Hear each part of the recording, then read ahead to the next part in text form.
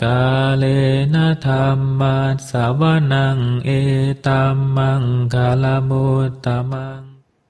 Penuturan syair Dhammapada di video ini ditujukan untuk kita renungkan. Penuturan bahasa Palinya bukan sebagai sarana pembelajaran pengucapan bahasa Pali yang benar.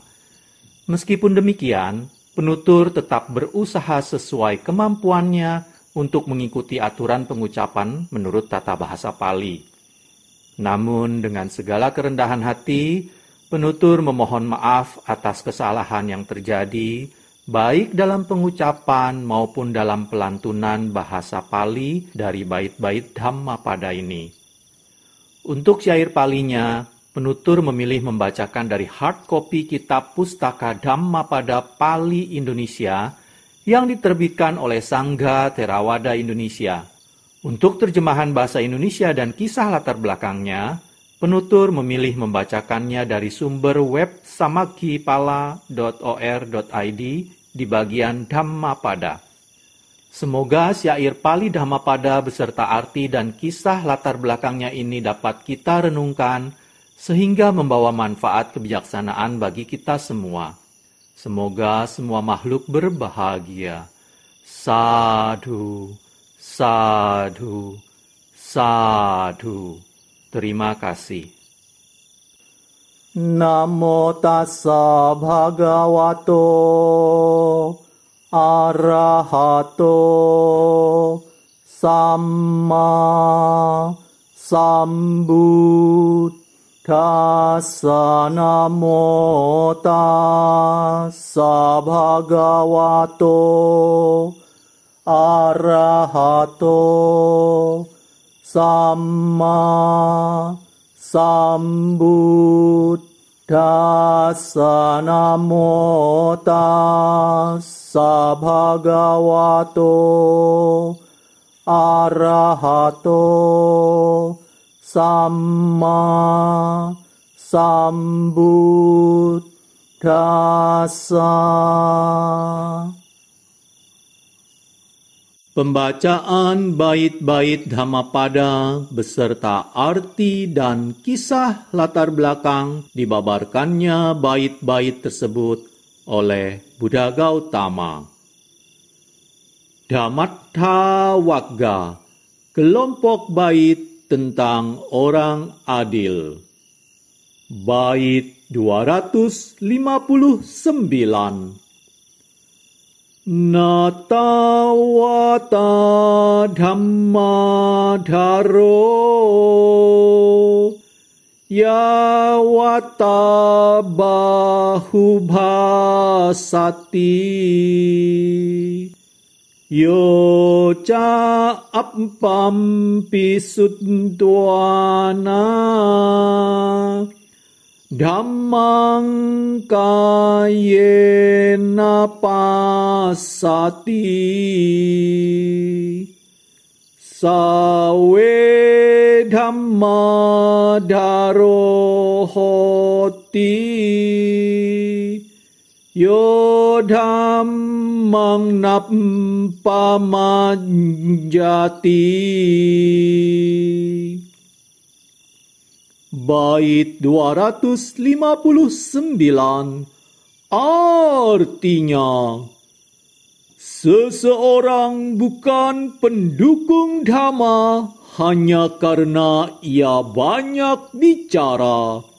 Namun, seseorang yang walaupun hanya belajar sedikit, tetapi batinnya melihat dhamma dan tidak melalaikannya, maka sesungguhnya ia adalah seorang pendukung dhamma. Kisah latar belakang dibabarkannya bait 259 Dhammatta Wagga oleh Buddha Gautama. Kisah Arahat Ekudana. Biku dalam cerita ini hidup di sebuah hutan kecil di dekat Sawathi. Ia dikenal dengan nama Ekudana, sebab ia hanya hafal satu bait saja dari kitab Udana. Tetapi Thera tersebut mengerti sepenuhnya makna dhamma yang terkandung dalam bait tersebut. Pada setiap hari uposatha, dia mendesak orang lain untuk mendengarkan dhamma, dan dia sendiri akan mengucapkan satu-satunya syair yang dihafalnya itu. Setiap kali ia selesai mengucapkan bait itu, para dewa dalam hutan itu memujinya dan menyambutnya dengan tepuk tangan yang meriah.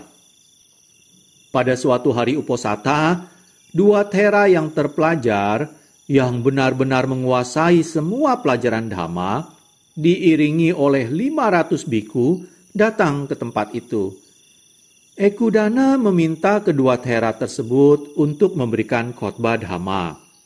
Mereka bertanya, apakah banyak yang ingin mendengarkan dhamma di tempat yang terpencil itu?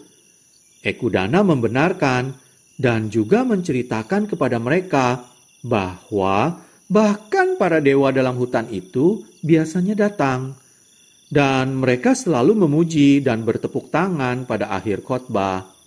Maka kedua Thera terpelajar itu mulai memberikan khotbah dhamma. Tetapi ketika khotbah mereka berakhir, tidak ada tepuk tangan dari para dewa dalam hutan itu. Kedua Thera tersebut menjadi bingung dan bahkan meragukan kata-kata Ekudana. Tetapi Ekudana bersikeras bahwa para dewa biasanya datang dan selalu bertepuk tangan pada akhir setiap khotbah. Kedua Thera itu kemudian mendesak Ekudana untuk berkhotbah. Ekudana memegang kipas di hadapannya dan mengucapkan bait yang biasa diucapkannya. Setelah selesai mengucapkan bait itu, para dewa bertepuk tangan seperti biasa.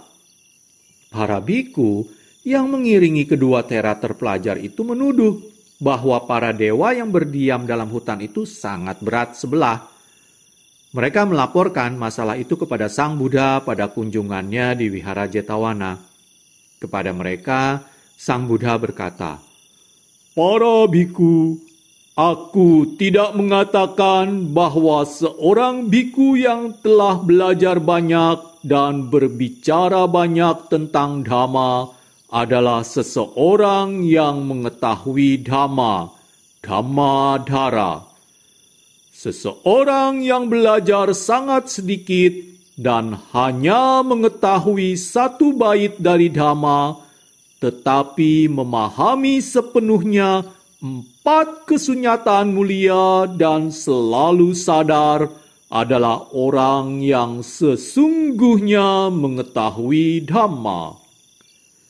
Kemudian Sang Buddha membabarkan bait 259 berikut. "Seseorang bukan pendukung dhamma hanya karena ia banyak bicara, namun seseorang yang walaupun hanya belajar sedikit, tetapi batinnya melihat dhamma dan tidak melalaikannya, maka sesungguhnya ia adalah seorang pendukung dhamma." Kalena dhamma savanang etammang kalamuttamang